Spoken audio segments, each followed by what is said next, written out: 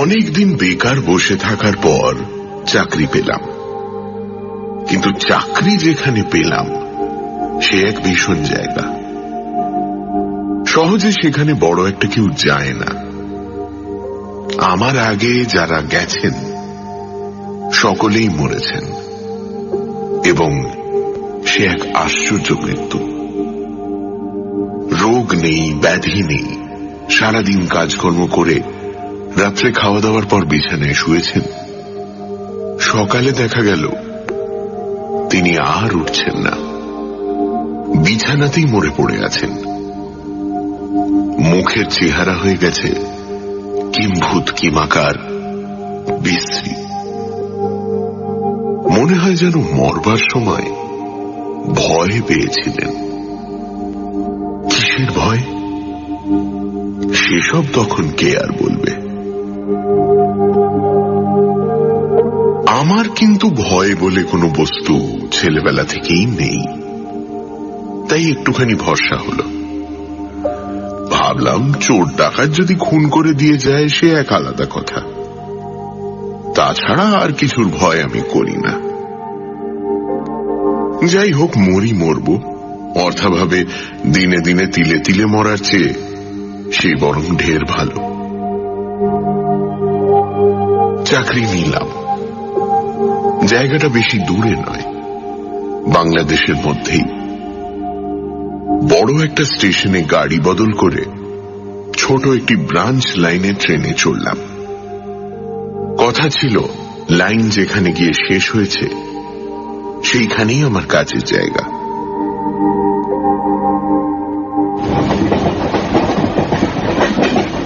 সন্ধ্যার একটু পরেই আকাশে চাঁদ উঠল।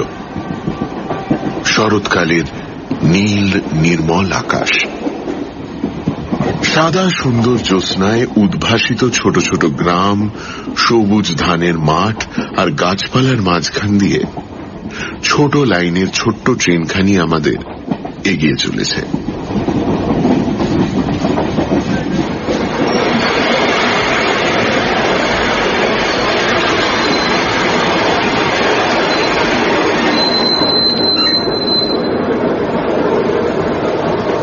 দূরে দূরে একটি একটি করে স্টেশন, টিম টিম করে দু একটি কেরোসিনের বাতি জ্বলছে।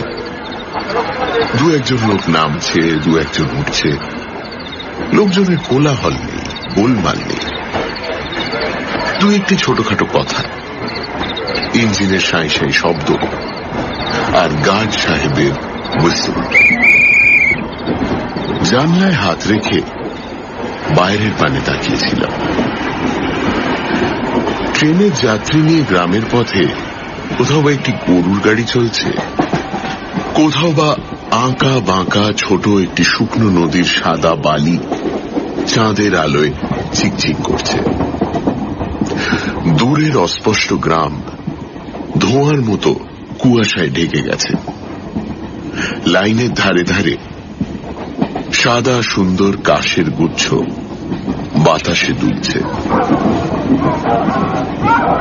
মাঝে মাঝে দূরের গ্রাম থেকে কুকুরের ডাক শুনতে পাচ্ছি। গাড়ি আমাদের কখনো দাঁড়াচ্ছে, কখনো চলছে। মাঝে কোনো সময় আমি ঘুমিয়ে পড়েছিলাম। ঘুম যখন ভাঙল, চেয়ে দেখি আমার কামরা একেবারে ফাঁকা। যারা ছিলেন, কখন যে তারা নেমে গেছেন কিছু বুঝতেই পারি।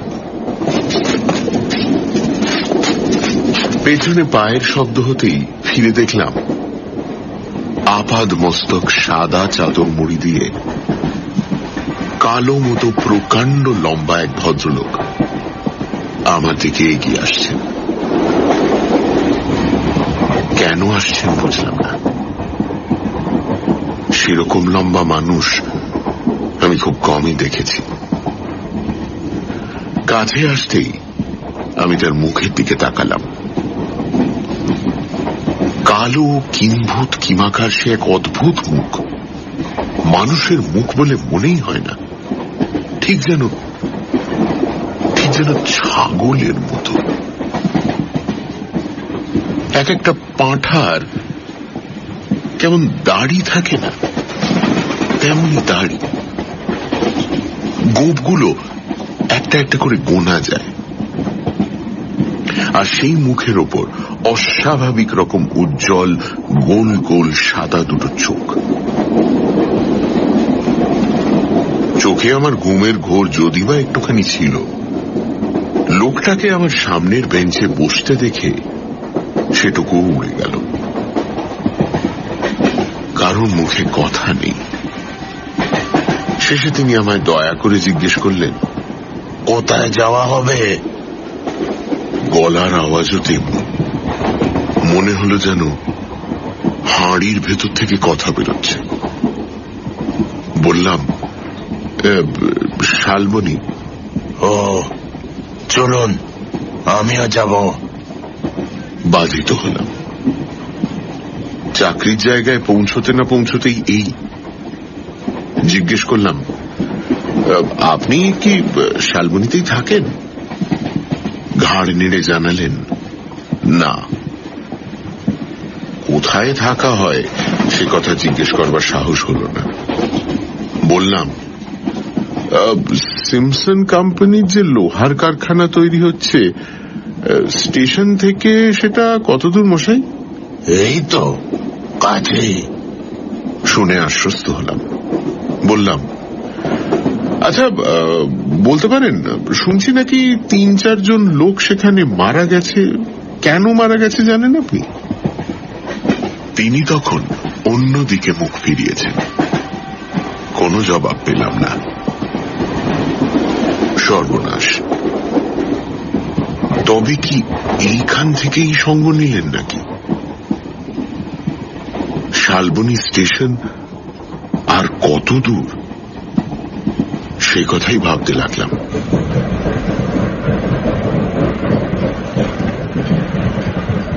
দেখতে দেখতে ট্রেনের গতি মন্থর হয়ে এলো। ভদ্রলোক এতক্ষণ পরে আমার দিকে মুখ ফেরালেন। বললেন, কারখানায় চাকরি নিয়ে এলেন বুঝি? বললাম, কি আর করি, পেটের দায়ে, 2-3টে ছেলে মেয়ে। যদি মারা যান? সে কথা নিজেও কতবার ভেবেছি, কিন্তু তার হঠাৎ এই কথাটা শোনা মাত্র বুকের ভেতরটা কেমন ধক করে উঠল। বললাম, না হলে তো না খেতে পেয়েই সবাই মারা যাব। ছেলে মেয়ে কটি? 3টি, 2টি ছেলে, 1টি মেয়ে। আর সংসারে কি কে আছে? বুড়ো বাবা, মা, পিসি, মাসি, ভাগ্নি, পোষ্যের আর অন্ত নেই। বলে তিনি একবার বাইরের দিকে মুখ বাড়িয়ে কি যেন দেখলেন। দেখেই বললেন, বুড়ো বাবা মাকে খেতে দেওয়া খুব ভালো, আজকাল অনেকে দেয় না। আমিও বুড়ো হয়েছিলাম মশাই, কিন্তু এমন পাজি ছেলে। বলেই তিনি উঠে দাঁড়ালেন। বললেন, চলুন, স্টেশন এসে গেছে। গাড়ি কিন্তু তখনও থামেনি। তার জীবনের গল্পটা শোনবার কৌতূহল হলো। বললাম, বসুন না, গাড়ি তো আর এগোবে না। এই বলে পকেট থেকে একটা বিড়ি আর দেশলাইটা বের করে বললাম, খান। ভাবলাম তাতেও যদি বসে তার জীবনের গল্পটা বলেন, কিন্তু বিড়ি দেশলাই তিনি হাত বাড়িয়ে নিলেন মাত্র। দেশলাইও জ্বালালেন না, বিড়িও খেলেন না। গাড়ি আমাদের স্টেশনে পৌঁছে গেল এবং পৌঁছবা মাত্র দরজা খুলে তিনি নেমে পড়লেন।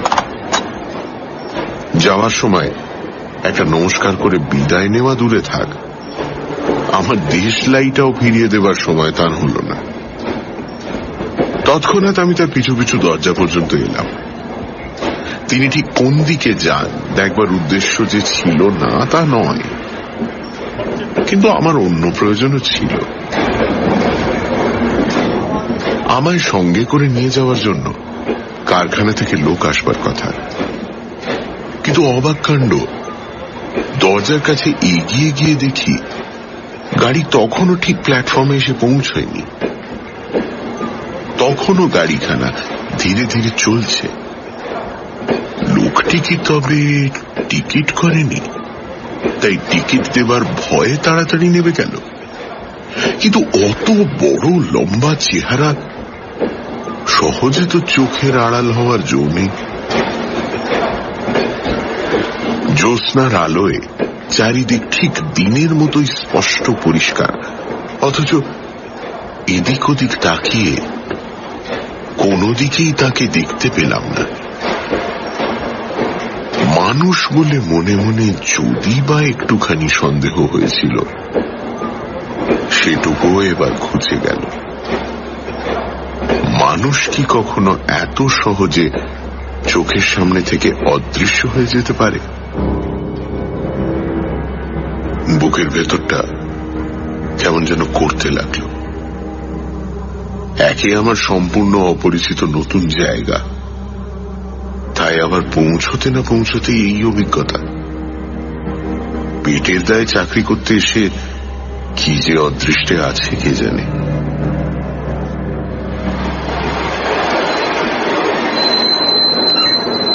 কারখানা থেকে দুজন গোর্খা চাপরাশি এসেছে আর একজন বাঙালি ভদ্রলোক। গাড়ি থেকে আমার জিনিসপত্র তারাই নামালো। প্ল্যাটফর্মে দাঁড়িয়ে একবার চারিদিকে চেয়ে নিলাম। যত দূর দৃষ্টি যায় শুধু শালের জঙ্গল, ছোট ছোট কয়েকটি পাহাড়ও দেখলাম। ট্রেনের লাইন এইখানে শেষ হয়ে গেছে। গাড়িতে উঠবার সময় লক্ষ্য করিনি, এখন দেখলাম ট্রেনের দুদিকে দুটো ইঞ্জিন জুড়ে দেওয়া হয়েছে, একটা সামনে একটা পেছনে। এইবার পেছনের ইঞ্জিনটা পিছু হাঁটতে শুরু করল। গাড়িটা যেদিক থেকে এসেছিল হুস হুস করে ধোঁয়া ছাড়তে ছাড়তে আবার সেই দিকেই চলে গেল। চারিদিক নির্জন, মাঝখানে ইস্পাতের ঝকঝকে লাইন চাঁদের আলোয় চিকচিক করছে। এ পাশে ছোট্ট একটি স্টেশন, আর ওপাশে আমাদের কারখানা। কারখানা গড়ে উঠতে তখনও অনেক দেরি। প্রকাণ্ড বড় বড় লোহার যন্ত্রপাতি এসে পৌঁছেছে। অনেকখানি জায়গা জুড়ে নানান রকমের লোহা লক্কর ইতস্তত ছড়ানো, আর তারই এক পাশে আমাদের থাকবার জন্য টিনের ছোট ছোট কয়েকটি অস্থায়ী ঘর তৈরি হয়েছে। শুনলাম নাকি ওই টিনের ঘরেই আমার আগে যারা এসেছেন তাদের জীবন লীলার অবসান হয়ে গেছে।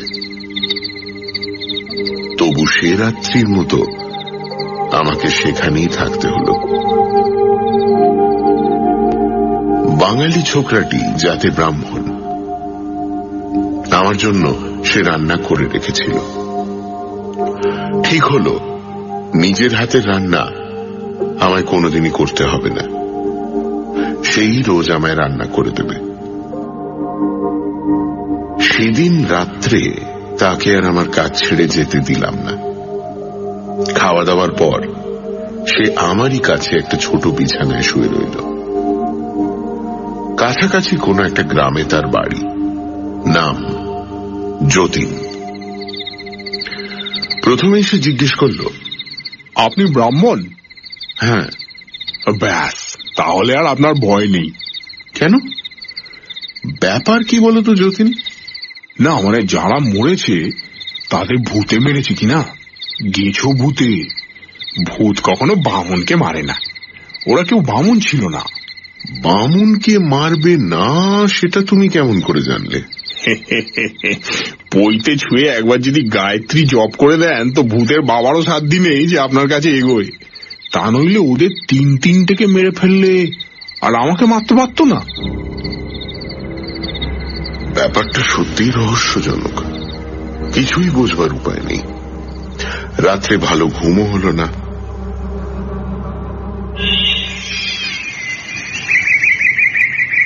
খুব ভোরে বিছানা ছেড়ে বাইরে বেরিয়ে এলাম। তখন সবে সূর্যোদয় হচ্ছে। পূব দিকে সবুজ বনের মাথার উপর আকাশটা লাল হয়ে উঠেছে। মিষ্টি মিষ্টি হাওয়া বইছে। জায়গাটি বড় চমৎকার। আমায় বাইরে আসতে দেখেই গোর্খা চাপরাশি দুজন সালাম করে আমার কাছে এসে দাঁড়ালো। জিজ্ঞেস করলো কাজ আরম্ভ হবে কিনা, এবং তা যদি হয় তাহলে ওরা আশেপাশের গ্রাম থেকে লোক ডাকতে যাবে কিনা। বললাম, যাও তোমরা লোক নিয়ে এসো, কাজ আরম্ভ হবে। এখন আমাদের কাজ শুধু জঙ্গলের গাছ কাটা। কোম্পানি তার জন্য আমার সঙ্গে দিয়েছে 100 টাকা। তাছাড়া টাকার দরকার হলেই হয় হেড অফিসে জানাতে হবে, আর না হয় এখানকার জাংশন স্টেশনে কোম্পানির যে চুনের কারখানা আছে সেখানে জানালেই তারা তৎক্ষণাৎ টাকা পাঠিয়ে দেবে। আমার উপর হুকুম 1 মাসের মধ্যে অন্তত 1000 বিঘে জমি সাফ করে ফেলা চাই। চাপরাশিদের বলে দিলাম, লোক তোমরা যত বেশি পারো নিয়ে এসো। তারা লোক আনতে চলে গেল। ভাবলাম আমার একমাত্র প্রতিবেশী স্টেশন মাস্টারের সঙ্গে আলাপ পরিচয়টা করে আসি, কিন্তু এত সকালে ভদ্রলোক ঘুম থেকে উঠেছেন কিনা কে জানে। একটু পরেই যাওয়া যাবে ভেবে পায়ে চলা যে সরু পথটি জঙ্গলের ভেতর গিয়ে ঢুকেছে সেই পথ ধরে হাঁটা শুরু করলাম।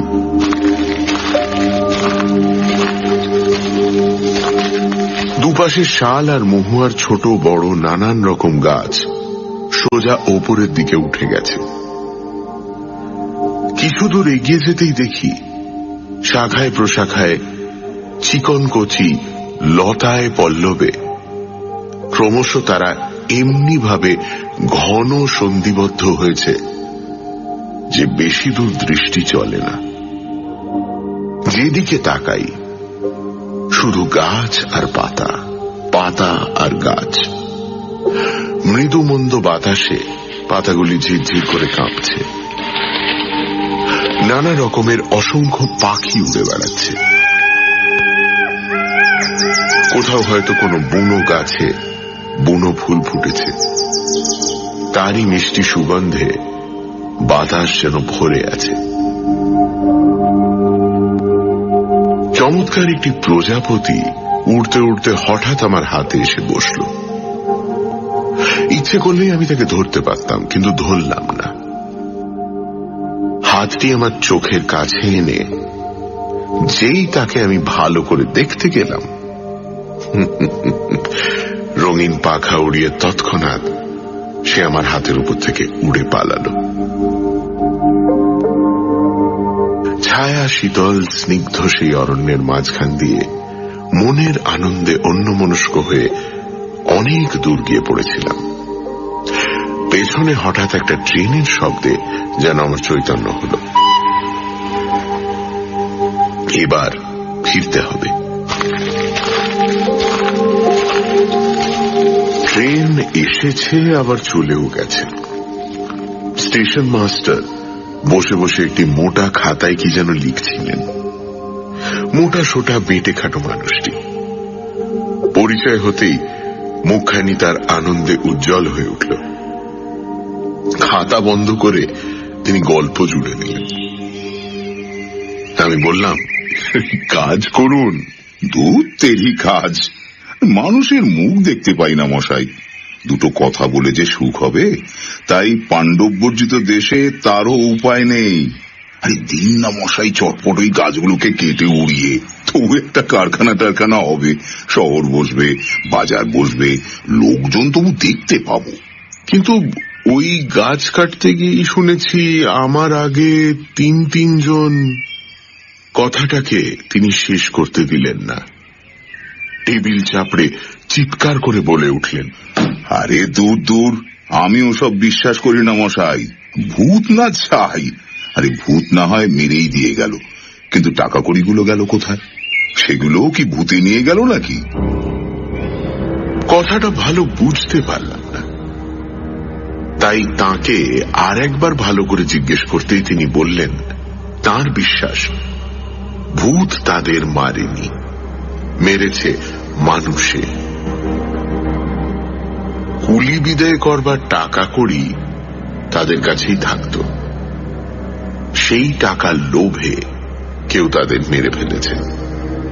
তিনি বললেন, আমার কিন্তু মশাই ওই গোর্খা চাপরাশি দুটোকে বিশ্বাস হয় না। বললে কথা শোনে না, ব্যাটারা যেন নবাব পুত্তুর। কি জানি মশাই, কি করবে তাই ভাবছি। লেখক চাকরি নিয়ে চললেন একটি ছোট শহরের দিকে, যেখানে তার আগে যারাই এসেছেন সকলেই মারা গেছেন। ট্রেনে লেখকের সঙ্গে আলাপ হয় এক অদ্ভুত দেখতে লোকের, যে মানুষ কিনা ঠিক বোঝা যায় না। আবার সেই জায়গা স্টেশন মাস্টার মনে করেন না যে লোকের মারা যাওয়ার পেছনে কোনো অশরীরীর হাত আছে। তারপর মাস্টার মশাইয়ের টেলিগ্রাফ এসেছে। তিনি উঠে দাঁড়ালেন, টেলিগ্রাফের কলটার কাছে গিয়ে টকটক করে কলটা বার কতক বাজিয়ে দিয়ে আবার চেয়ারে এসে বসলেন। তারপর আমাকে বললেন, আপনার আগে যে লোকটা এসেছিল তাকেও বলেছিলাম, কিন্তু সে হিন্দুস্তানি, বাঙালির কথা শুনলে না। ভাবলে আমি বুঝি ওর টাকাগুলো বাগাবার মতলবে আছি। কাজ শেষ করে তিনি আবার আমার কাছে এসে বসলেন, বললেন, টাকা কড়ি নিজের কাছে রাখবেন না দাদা, আমি ভালো কথা শিখিয়ে দিচ্ছি, শুন। বলে তিনি স্টেশন ঘরের দেওয়ালের গায়ে লাগানো একটি লোহার আয়রন সেফ দেখিয়ে বললেন, ওইখানে রাখতে পারেন। পরের টাকা ওখানে রাখতে অবশ্য আমি দিতাম না, কিন্তু আপনি একে বাঙালি, তাই ব্রাহ্মণ, তাই বলছি একবার রেখে দেখুন, দেখি কি হয়। রাত 10টায় আমার শেষ ট্রেনখানা পার করে দিয়ে আমি আবার বাসায় চলে যাই, আর সেই সময় চাবি সঙ্গে করে নিয়ে চলে যাব। আপনি ইচ্ছে করলে রাত্রে এখানে শুয়েও থাকতে পারেন। বেশ করে দরজা জানলাগুলো বন্ধ করে দিয়ে এই টেবিলের ওপর তোফা আরামে নাক ডাকবেন মশাই। টাকা থাকবে ওই আয়রন চেস্টের মধ্যে, দেখুন তো দেখি ভূতে কেমন করে মারে। পরামর্শ মন্দ নয়। খাবার জোগাড় করবার জন্যে যতীন আমার কাছ থেকে টাকা চাইতে এলো। টাকা দিয়ে বললাম, রাত্রে আমি এইখানে থাকবো। হ্যাঁ যতীন? যতীন হেসে বলল, বুঝতে পেরেছি, বাবু ভয় পেয়েছেন। তা আপনার ভয় কি বাবু? আপনি না ব্রাহ্মণ মানুষ, আমি তো তখনই আপনাকে বলে দিলাম। গোর্খা চাপরাশি দুজন বেশ কাজের লোক। গাছ কাটবার জন্য প্রায় 50 জন কুলি তারা ধরে নিয়ে এলো।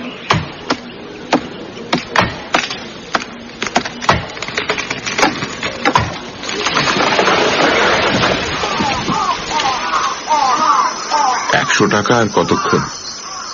দিনের শেষে কুলিদের মজুরি দিতে গিয়ে দেখি অনেকখানি জায়গা তারা পরিষ্কার করে ফেলেছে। রামলাল গোর্খা বলল, বাবু হেড অফিসে বহুত রুপিয়া মাঙ্গাইলেন। জিজ্ঞাসা করলাম, কাজ কি তাহলে এতদিন হয়নি রামলাল? থোড়া থোড়া হয়েছে বাবু। শিবশরণ বলে রামলালের সঙ্গীটি পাশেই দাঁড়িয়েছিল। সে বলল, ও বাবু লোক বহুত রুপিয়া চুরি করেছে বাবু। তা হয়তো হবে, কিন্তু সে টাকা তাদের কাজে লাগেনি। টাকা তো জমের বাড়ি পর্যন্ত পৌঁছয় না। যাই হোক, সেদিনই হেড অফিসে তার করে দিলাম, একসঙ্গে মোটা রকমের কিছু টাকা আমায় পাঠিয়ে দেওয়া হোক, নইলে কাজের ভারী অসুবিধে হবে। কিন্তু টাকা আসতে আসতে অনেক দেরি হয়ে গেল। আমার আগে যারা এসেছিলেন তারাও হয়তো এমনি করে টাকা নিয়েছেন, কিন্তু কাজ বেশি দূর এগোয়নি। অথচ টাকার হিসেব না দিয়েই তারা মারা গেছেন। এমনি করে কোম্পানির অনেক টাকা ক্ষতি হয়েছে। তাই টাকা না এসে কলকাতার হেড অফিস থেকে এলেন একজন ইন্সপেক্টর। গাছ দেখে তিনি খুশি হলেন। অসংখ্য গাছ তখন আমি কাটিয়ে স্তূপাকার করে ফেলেছি।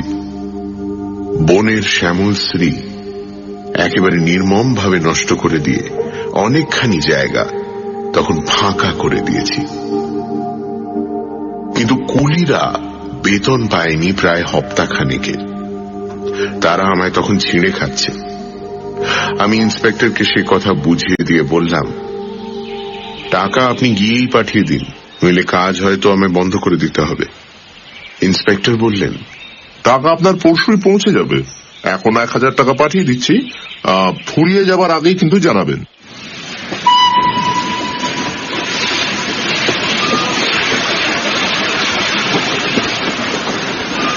তাকে আমি ট্রেনে চড়িয়ে দিয়ে এলাম। শিবশরণ আমার সঙ্গে গিয়েছিল। ফেরবার পথে শিবশরণ বলল, আরো বেশি টাকা মাঙ্গাইলেন বাবু, 1000 টাকা কদিন। ফুরলেই আবার পাঠাবে, টাকার জন্য ভাব নাকি। যতীনকে প্রায়ই বলতাম, কই যতীন, মরলাম না তো? বড় বড় গাছগুলো তো প্রায় সবই কেটে ফেললাম। যতীন হেসে জবাব দিত, আমি তো বাবু আগেই সে কথা বলে দিয়েছি, বামুনের কোনো ভয় নেই। ঠিক বলেছ। কথাটা প্রথমে বিশ্বাস করিনি, এখন দেখছি সেই কথাই সত্যি। আগে হ্যাঁ, আমার ওসব অনেক জানা আছে। রাত্রি সেদিন খেতে বসে জিজ্ঞেস করলাম, ভূত তুমি নিজে কোনোদিন দেখেছ যতীন? তা আগে দেখেছি বই কি। এই বলে সে তার ভূত দেখার গল্প আরম্ভ করল। এমন গল্প যে সে আর সহজে থামতেই চায় না। এদিকে রাত্রির শেষ গাড়ি তখন স্টেশনে এসে দাঁড়িয়েছে। গাড়িটা ছেড়ে গেলেই স্টেশন মাস্টার বাসায় চলে যাবেন।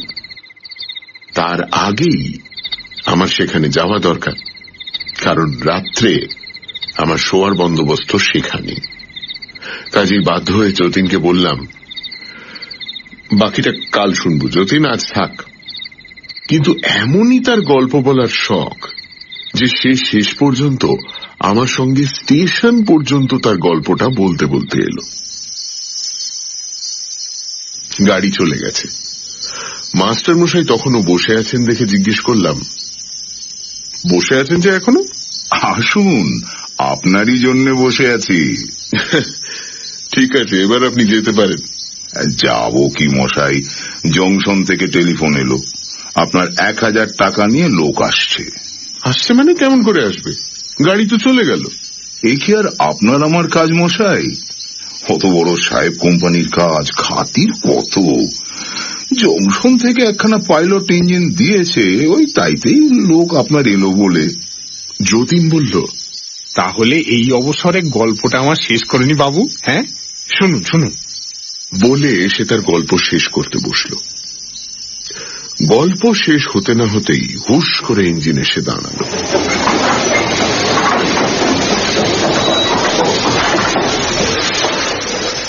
ইঞ্জিন থেকে নামলো এক সাহেব। 1000 টাকা অন্য কারোর হাতে পাঠাতে হয়তো বিশ্বাস হয়নি, তাই চুনের কারখানার ছোট সাহেব নিজেই এসেছেন। টাকা দিয়ে রসিদ লিখে নিয়ে তিনি আবার সেই ইঞ্জিনেই ফিরে গেলেন।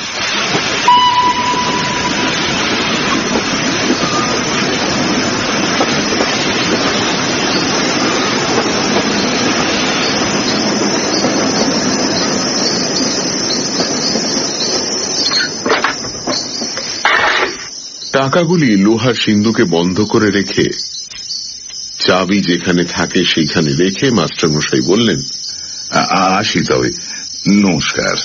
আচ্ছা আসুন। যতীন বলল, আমিও তাহলে আসি বাবু, আপনি শুয়ে পড়ুন। আচ্ছা ঠিক আছে, যাও। বলে দরজা জানলা বন্ধ করছি এমন সময় যতীন ফিরে এলো। বলল, অত টাকা এলো, আপনি একা থাকবেন বাবু? গোর্খা দুটোকে পাঠিয়ে দেবো? ঘাড় নেড়ে বললাম, না।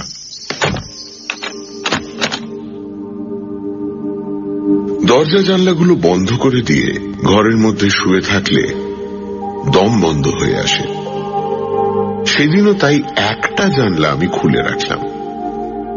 কিন্তু রেল স্টেশনের জানলা বিরাট জানলা, তা খুলে রাখা মানে সবই খোলা।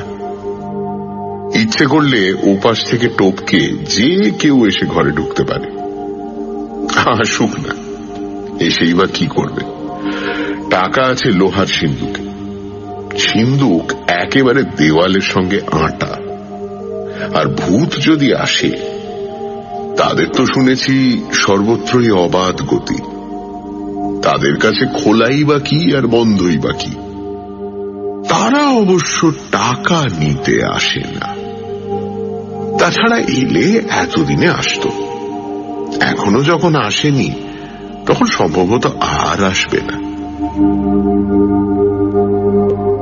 এমনি সব নানান কথা ভাবছি আর সেই খোলা জানলার দিকে তাকিয়ে আছে। আকাশে চাঁদ উঠেছে, দিনের মতো পরিষ্কার জ্যোৎস্নার ছটা জানলার পথে ঘরে এসে পড়েছে।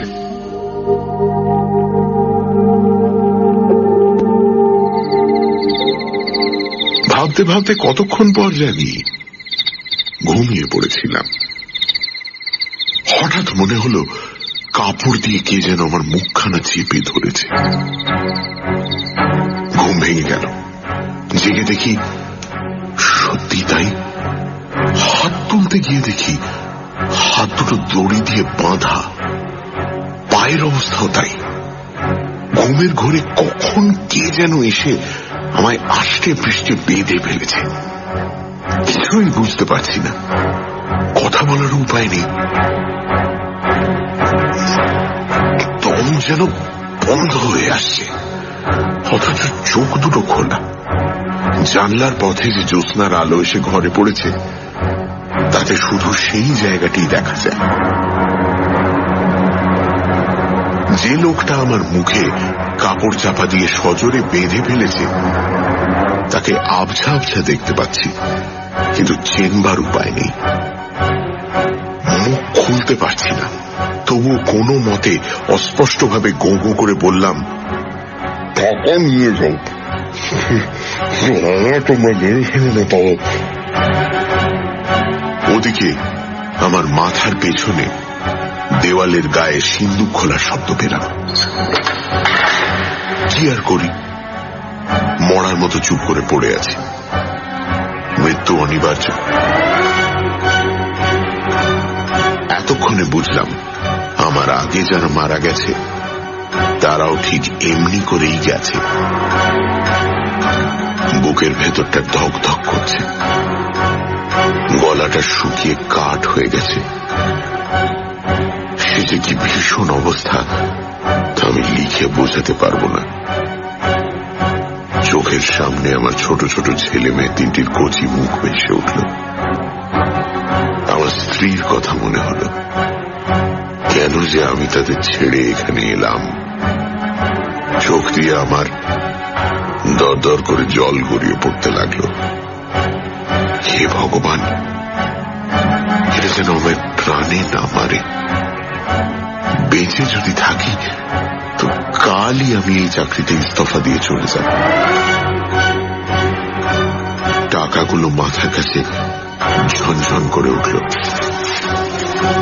থলেটা তাহলে ওরা বার করেছে। এমন সময় মনে হলো যেন জানলার পথে আর একটা লোক ঘরের মধ্যে লাফিয়ে পড়ল। চোখের জলে দৃষ্টি তখন ঝাপসা হয়ে এসেছে, তবু যেন মনে হলো আপাদ মস্তক সাদা কাপড়ে ঢাকা প্রকাণ্ড লম্বা সেই লোকটা যাকে আমি প্রথম দিন ট্রেনে দেখেছিলাম।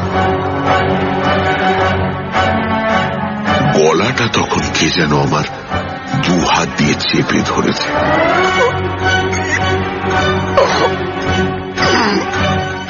এইবার আর মৃত্যু। অনুরোধ করবার শক্তি নেই।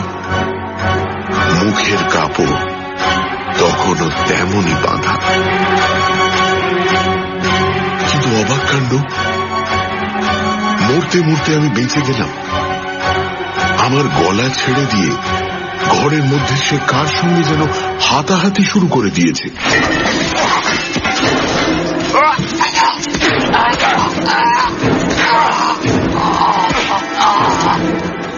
তারপরেই ভীষণ শব্দ, তারপরেই চিৎকার। মানুষ মরবার সময় যেভাবে চিৎকার করে, এও ঠিক তেমনি। কণ্ঠস্বর শুনে চিনতে পারলাম, এ আমার গোর্খা চাপরাশি রামলাল। মারামারি কিন্তু তখনও থামেনি। টাকার থলেটা মনে হলো একবার ঝনঝন করে মেঝেতে পড়ে গেল। তারপর কে জানলা টপকে বাইরে বেরিয়ে গেল, তার পিছু পিছু আর একজন। বাইরেও শব্দ হতে লাগে। নিরুপায় অসহায় অবস্থায় আমি শুধু মরার মতো সেইখানেই চুপ করে পড়ে রইলাম।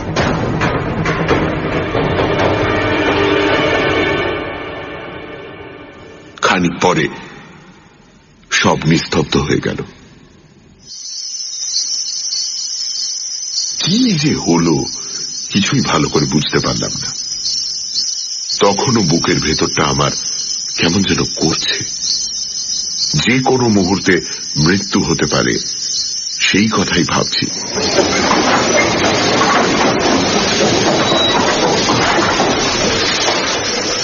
এমন সময় ঝকঝক শব্দ করতে করতে ঘরের বাইরে একখানা ইঞ্জিন এসে দাঁড়ালো। সঙ্গে সঙ্গে অনেকগুলো পায়ের শব্দ। বন্ধ দরজায় ঘা পড়তে লাগলো। কিন্তু কে খুলবে? আমার তো উঠবার উপায় নেই। মুখখানা টেনে বাঁধা, কথাও বলতে পারছি না। পায়ের শব্দ ঘুরে একদিকের খোলা জানলার কাছে এলো। একজন সাহেব জানলা টপকে ঘরে ঢুকে দরজা খুলে দিল। ঘরে আলো জ্বালা হলো। জাংশন থেকে তারা ইঞ্জিন চড়ে 4 জন এসেছেন। কোয়ার্টার থেকে স্টেশন মাস্টার এলেন। ঘরের মেঝে রক্তে ভেসে গেছে। গোর্খা চাপরাশি রামলাল মেঝের ওপর মরে পড়ে আছে। তারই কোমরের বোঝালি তারই গলায় বসিয়ে দেওয়া হয়েছে। লোহার সিন্দুক খোলা, কিন্তু টাকার থলি মেঝের ওপরেই পড়ে আছে। ব্যাপারটা কিছুই ভালো বুঝবার উপায় নেই। কে যে আমায় মেরে ফেলে টাকা নিয়ে উধাও হবে ভাবছিল, আর কেই বা আমায় বাঁচিয়ে রামলালকে মেরে গেল, কে জানে। সাহেবদের জিজ্ঞেস করলাম, আপনারা খবর পেলেন কেমন করে? যিনি এখানে টাকা দিয়ে গিয়েছিলেন তিনি বললেন, আসলে জাংশনে ইঞ্জিন আমাদের পৌঁছবা মাত্র এখান থেকে টেলিফোন গেল, ডাকাত পড়েছে, জলদি আসুন। এখান থেকে টেলিফোন করবে কে? স্টেশন মাস্টার ফোনের কাছে উঠে গিয়ে ফোনটা হাত দিয়ে তুলে আমাদের দেখালেন। ফোনের কানেকশন তিনি কেটে দিয়েই বাসায় গিয়েছেন। অবাক হয়ে আমরা পরস্পরের মুখ চাওয়াচাওয়ি করতে লাগলাম। হঠাৎ আমার মনে হলো ঝগড়াটা বাইরে পর্যন্ত গড়িয়েছিল। বাইরে বেরিয়ে একবার দেখা যাক। সবাই মিলে বাইরে বেরিয়ে গেলাম। জ্যোৎস্নার আলো তখন ম্লান হয়ে এলেও দেখা গেল দূরে প্ল্যাটফর্মের একেবারে শেষ সীমানায় সাদা মতো কি যেন একটা পড়ে রয়েছে। কাছে গিয়ে দেখলাম শিবশরণ। আমাদের দেখে সে শুধু কাঁদতে থাকে, মুখে কোনো কথা বলে না,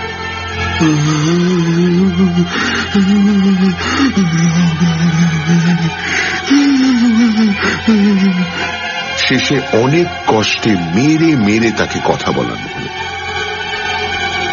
সাহেবের লাঠিকে সে কাঁদতে কাঁদতেই সব কথা বলে ফেলল। আমায় মেরে ফেলে সে আর রামলাল দুজনেই এসেছিল টাকা চুরি করতে। যে তিনজন মরেছে তারাও তাদেরই হাতে মরেছে, কিন্তু এবার তার ফল হলো বিপরীত। মাঝখান থেকে কি একটা লোক এসে রামলালকে তো মেরেই ফেলল, আর তার হাত থেকে টাকার থলেটা কেড়ে নিয়ে পা দুটো তার উল্টো দিকে মুছে ভেঙে দিয়ে চলে গেল। বুঝলাম সেই ভাঙা পা নিয়ে অতি কষ্টে বুকে হেঁটে শিবশরণ পালাবার চেষ্টা করছিল। জিজ্ঞেস করলাম, লোকটা দেখতে কিরকম বল দেখি? শিবশরণ বলল, সে মানুষ নয় বাবু, তার গায়ে বহুত জোর, ইয়া লম্বা তাল গাছের মতো আর ছাগলের মতো মুখ।